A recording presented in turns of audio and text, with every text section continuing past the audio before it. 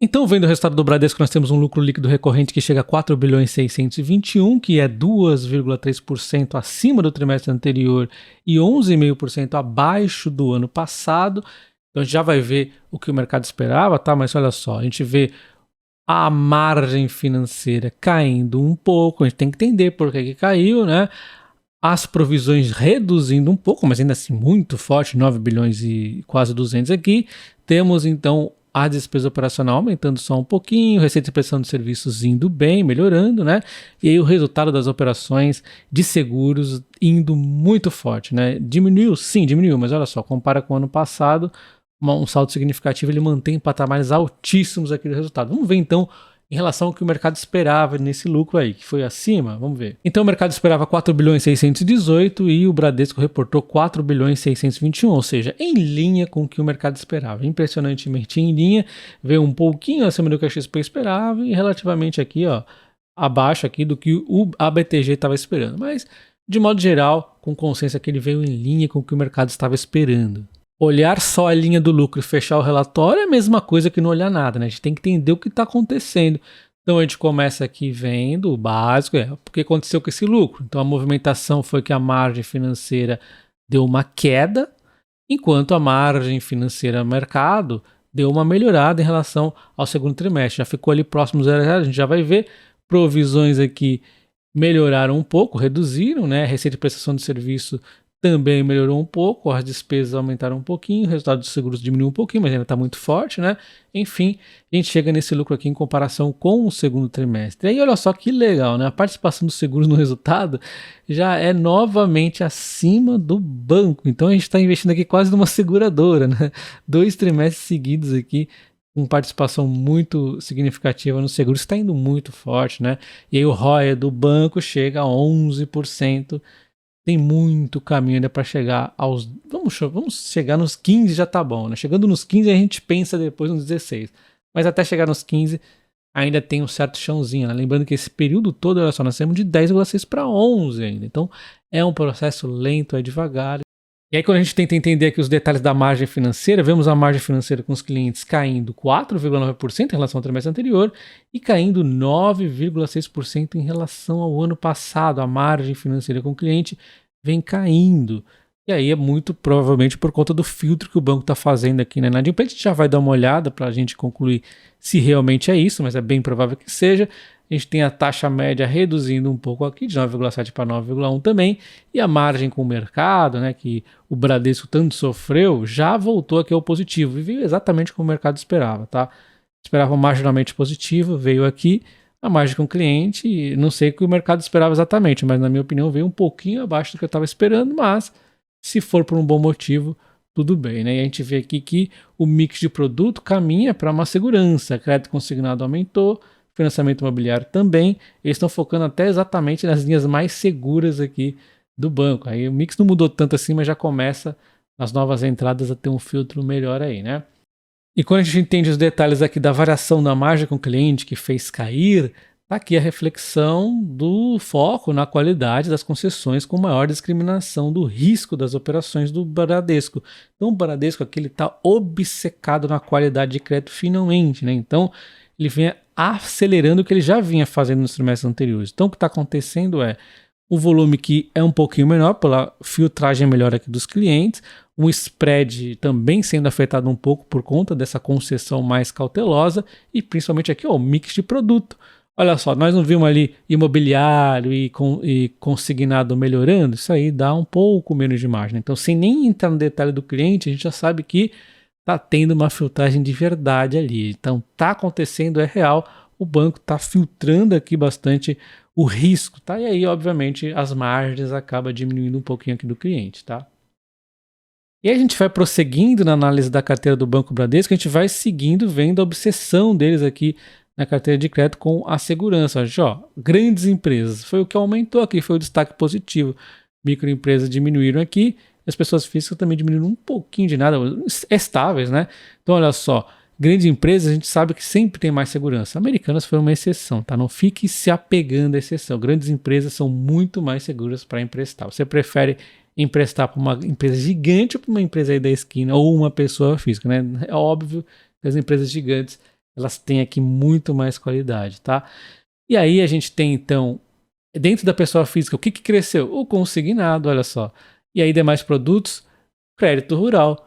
Pessoa jurídica, cresceu o financiamento imobiliário, crédito rural, outros aqui como a Vaz Fiança. Então, eles estão focando aqui exatamente no que dá segurança. Eles estão obcecados com esse negócio de segurança. E fazem correto, né? Para corrigir aí os erros do passado.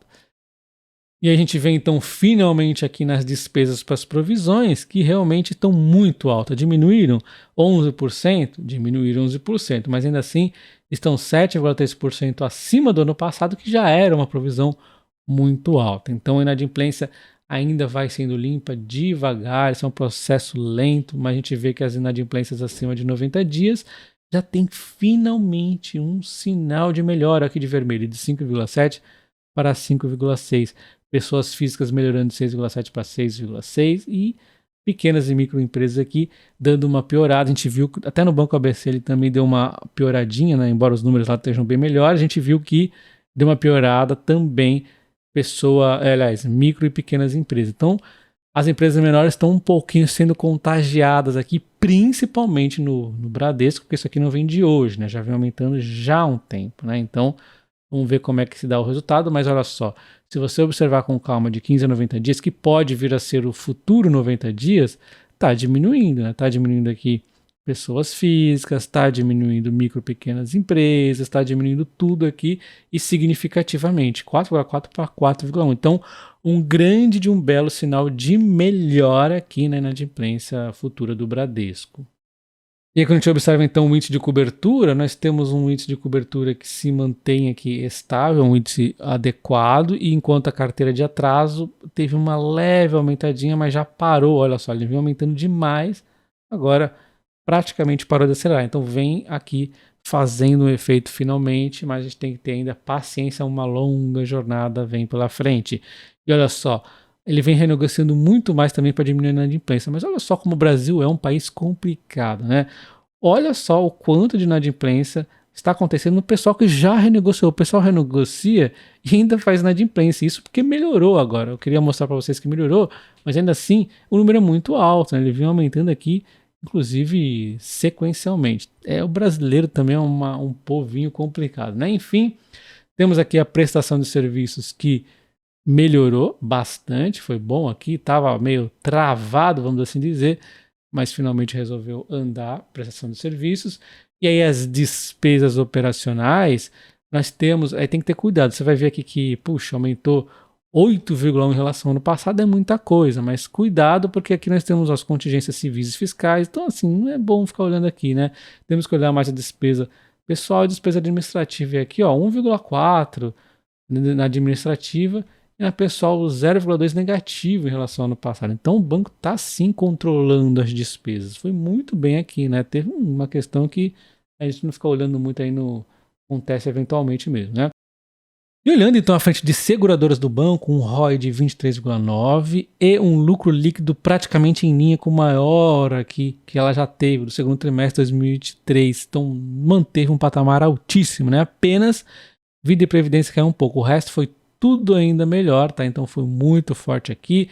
Sinistralidade, ó, da vida e previdência que deu uma pegada principal, teve também um pouco da comercialização. Capitalização foi o faturamento que diminuiu um pouco. O resultado financeiro atrapalhou aqui em algumas frentes, como ramos alimentários e outros. Então a gente vê aqui que a sinistralidade foi o principal ponto aqui que pegou na vida e previdência, tá? Eles têm aqui um resultado, então, da operação de seguros, previdência e capitalização, ó, a níveis recordes. Mesmo se você for... Pandemia aqui tá muito fraquinha agora, né? Da surpresa até que ainda tem, mas assim, mesmo você descartando a pandemia, olha só, o número aqui, mesmo assim, ganha, é o segundo maior de todos, né? Mesmo sem contar a pandemia. Ganha lá no terceiro trimestre, que haveria de ser muito forte se não fosse a pandemia. Então tá muito forte esse resultado da seguradora, tá? E aí a gente tem, então, um resultado financeiro que deu um declínio mesmo, né? Declínio forte aí por conta também da Selic e tudo mais, deu aqui uma quedinha considerável, né? O pior desde ali lá do terceiro trimestre de 2022, tá? É que a gente observa então o índice de desempenho, o índice combinado aqui do Bradesco, nós temos então indo bem, basicamente, na maioria aqui, estável ou melhorando, exceto aqui, ó, a saúde que deu uma piorada e já não estava tão bem. Então a saúde a gente precisa ver como que vai ficar mais para frente, né? Mas de qualquer forma, ela está aqui, ó, em linha, por exemplo, com o terceiro trimestre de 2022, um pouquinho acima do ano passado aí, né? E aí no guidance da empresa, em carteira de crédito expandida, ela cai 0,1, era esperado de 1 a 5 de aumento, então está indo abaixo por conta de tanta filtragem que ela está fazendo. Margem financeira total também menos 1,03, também por conta dessa filtragem. Resultado de operação de serviços indo 0,6, mas a gente viu que deu uma recuperada finalmente agora, né? Despesas indo em linha até o momento, a gente viu ali também que deu uma questão que não é tão comum. E aí o resultado das operações de seguros e tudo mais indo muito forte, 25,6. Enquanto as provisões, o banco vem fazendo aqui 29. Se ele manter essa mesma média, ele chegaria então a 38,7 lá no quarto trimestre de 2023. O que seria dentro do guidance da empresa. Se a gente pegar o Bradesco do topo lá de 2020 até o momento, ele ainda está em queda de 38,5%. Porém, se você pegar aí desde o fim do ano passado, a queda é de 25%. Nesse momento, teve inadimplência que pegou pesado novamente, teve a questão da Americanas, e aí o resultado do Bradesco foi caindo. Teve essa recuperação, mas ainda assim, se a gente pegar o ano atual de 2023, a alta é de apenas 8,3%, depois de tanta queda que ele passou nesse período todo. Então a escolha entre BBDC3 ou BBDC4, ela varia muito ao longo do tempo, mas um fator chave aqui que não varia é a opção pessoal de cada um. Por exemplo, eu gosto de operar muito com opções ali para proteger contra a queda, para ganhar um dividendo adicional. Então para mim, a liquidez é muito importante. Por isso, eu já tenho uma vantagem aqui para mim do BBDC4. Dá para operar com 3? Dá para fazer um dividendo adicional e tudo mais? Dá. Mas dependendo da estratégia que você vai fazer, vai ter dificuldade. Então, para mim, já sai aqui a vantagem o BBDC4 por conta de operar com opções. Mas, tirando esse ponto pessoal, como por exemplo, tem gente que prefere a 3 porque as mesmas ações o controlador tem. Então, assim, não tem como discutir isso. Então, tirando esse ponto pessoal, o que a gente pode analisar é qual que paga maior dividendo, né? Normalmente, a 4 paga um pouco mais de dividendo, porém a 3 está tão descontada que essa diferença aqui não existe. Na verdade, existe até a favor da 3, né? A 3 está com um dividendo um pouquinho maior. Então, nesse cenário aqui, então tirando esse lado pessoal, eu, por exemplo, escolho a 4 por questão de opções, é pessoal, isso faz todo sentido a pessoa escolher, então, a BBDC3, mesmo que tenha uma liquidez menor, uma liquidez muito boa ainda e tenha um dividendo um pouco melhor nesse momento. E só relembrando vocês que meu curso de opções está na promoção Black Friday, link na descrição do vídeo, nos comentários fixados. Eu te ensino nesse curso do zero, tudo como que funciona opções, até você ganhar aquele dividendo adicional com a sua carteira de ações ou com uma nova compra. Também te ensino a como proteger a sua carteira ou de repente uma compra que você está fazendo, uma compra protegida e de repente aquela faca caindo. Eu duvido muito que você encontre um curso de opções que seja tão alinhado ao investidor buy and hold como o meu curso aqui. Então, se inscreva, link na descrição e nos comentários fixados. Um abraço e até o próximo vídeo. Valeu!